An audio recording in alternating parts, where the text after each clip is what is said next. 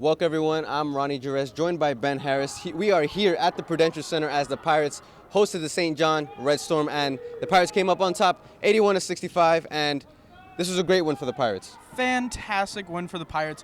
Really proved how dominant they can be in this competitive Big East. Yes, of course. Now, this is a game coming off Mamu's great game winner last time against What the a Butler. game winner. What a game winner. 0.6 seconds left on the clock.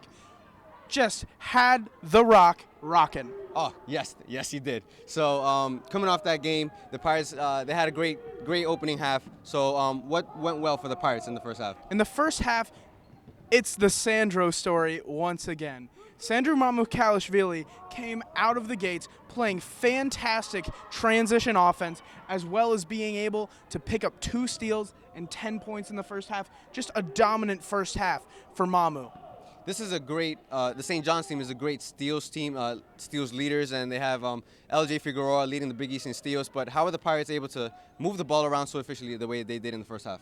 The Pirates had fantastic ball movement. I saw one play that was exemplary for that kind of ball movement. We had 5 passes all around the perimeter to Myles Powell in the corner, who then drove into the lane for the reverse layup. Just fantastic ball movement from the Pirates today, and it ended up helping tremendously in this blowout win. Now, Myles Powell really struggled in the first half. He only had 5 points, and could you talk about what were some of his struggles on the court?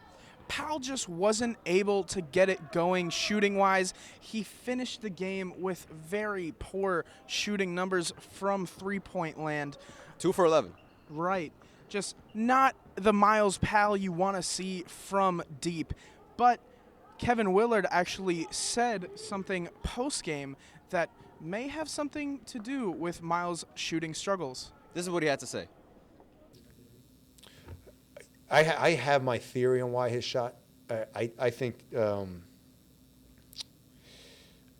concussion, after the concussion, I think that could take some time to kind of get all your motor skills a little bit going. And I mean, he's obviously 100% recovered from it, but I do think there's some lingering effects with just technique and form, and that's kind of what we've been working on more than anything. I don't think it's his knee. I just think it's, he is. I think, I've done a lot of research, and Tony Testa's done a lot of research, is sometimes some of the, basic things that and you've done forever can linger a little bit, and I think that's a little bit to do with it. Now coming into the second half, the Pirates were leading 14 points coming into the second half. So what did they do to keep their foot on their necks?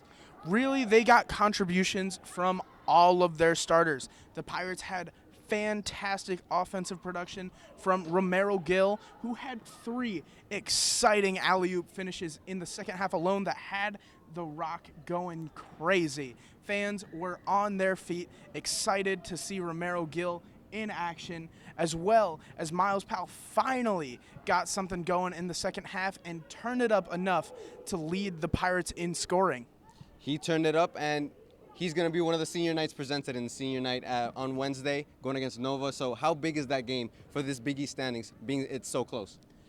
The Big East at the top is a jumbled mess. Seton Hall is very happy that they got this win today. They came in to this St. John's game with a 1-game lead over both Villanova and Creighton.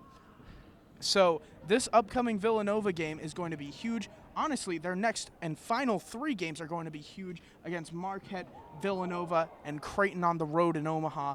Just 3 awful games to look forward to, because would you rather play those top 3 teams in the conference or another St. John's, a Providence, a DePaul, who are at the bottom? It's going to be a tough final slate before the Big East tournament, but senior night is going to be exciting. Villanova is one of the best teams in the country with great players like Sadiq Bey, Colin Gillespie, and in my opinion, the best freshman in the Big East, Jeremiah Robinson-Earl. They are going to be quite a matchup here on Myles Powell, among others, senior night, and it's going to be an exciting one to watch here at the Prudential Center. It's going to be such an exciting game and such an exciting stretch, but that's all the time we have.